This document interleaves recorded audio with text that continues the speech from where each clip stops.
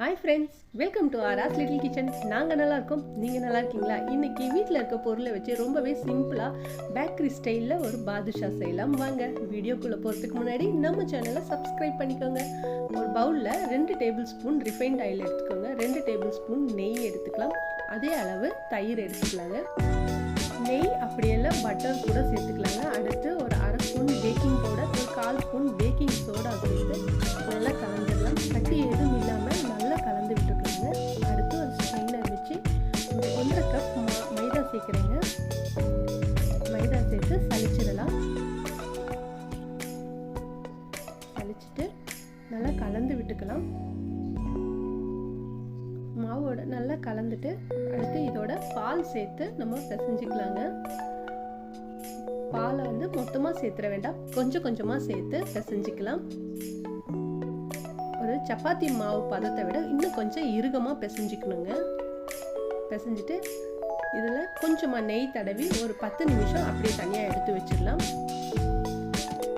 அடுத்து இன்னொரு பாத்திரம் வச்சு அதில் 1 கப் சர்க்கரை, 1 கப் தண்ணி சேர்த்துக்கலாம்.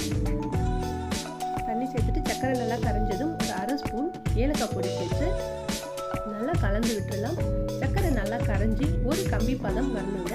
இப்போ ரெடி ஆயிடுச்சு. இப்போ நம்ம கேஸ் ஆஃப் பண்ணிவிட்டு ஒரு அரை ஸ்பூன் லெமன் ஜூஸ் சேர்த்துடலாம். மாவை ஒரு சின்ன சின்ன உருண்டையாக நம்ம ரெடி பண்ணி வச்சுக்கலாங்க. அடுத்து அதை உள்ளங்கையில் வச்சு நல்ல ஒரு அழுத்தம் கொடுத்து உருட்டிக்கலாங்க. நடுவில் இந்த மாதிரி ஒரு ப்ரெஸ் கொடுத்தீங்கன்னா பாதுஷாவோட ஷேப் வந்துடுங்க.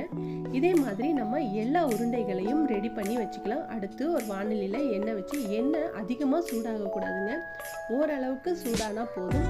நம்ம பாதுஷாவை இதில் ஒன்றா சேர்த்துடலாம். பாதுஷா வெந்து அதுவே எலும்பி வருங்க. எலும்பி வரும்போது நம்ம திருப்பி விட்டு 2 பக்கமும் நல்லா பொன்னிறமாகிற வரைக்கும் வேக வச்சு எடுத்துக்கலாம். ரொம்பவே சிம்பிளாக நம்ம வீட்டில் இருக்க பொருளை வச்சு ஈஸியாக செஞ்சிடலாங்க. அவசியம் ஒரு முறை ட்ரை பண்ணி பாருங்கள். இப்போ வெந்து வந்துருச்சு பாருங்கள். நம்ம திருப்பி விட்டு 2 பக்கமும் பொன்னிறமானதும் எடுத்துடலாம். அடுத்த ட்ரிப்பு நம்ம சேர்க்கும் போது எண்ணெயை மறுபடி ஆற வச்சு தாங்க சேர்க்கணும், சூடோட சேர்த்துடக்கூடாது. இப்போ பாதுஷா பொரிச்சு எடுத்தாச்சுங்க. அடுத்து நம்ம சுகர் சிரப்பில் சேர்த்துடலாம். சுகர் சிரப்பும் கொஞ்சம் சூடாக இருக்கணும். நம்ம பொரிச்ச பாதுஷாவும் சூடாகவே சேர்த்துடலாம். எல்லாத்தையும் சுகர் சிரப்பில் சேர்த்துட்டு நல்லா டிப் பண்ணி விட்டுருங்க. ஒரு 2 நிமிஷம் ஊற விட்டு எடுத்து தனியாக ஒரு பிளேட்டில் ஒரு 1 மணி நேரம் ஆற வச்சு பரிமாறுங்க. ரொம்பவே சூப்பராக இருக்கும். ட்ரை பண்ணி பார்த்துட்டு எப்படி இருக்கு சொல்லுங்கள். இந்த டிஷ் உங்களுக்கு பிடிச்சிருந்தா நம்ம சேனலை சப்ஸ்கிரைப் பண்ணிக்கோங்க. தேங்க்யூ ஃபார் வாட்சிங். Have a good day.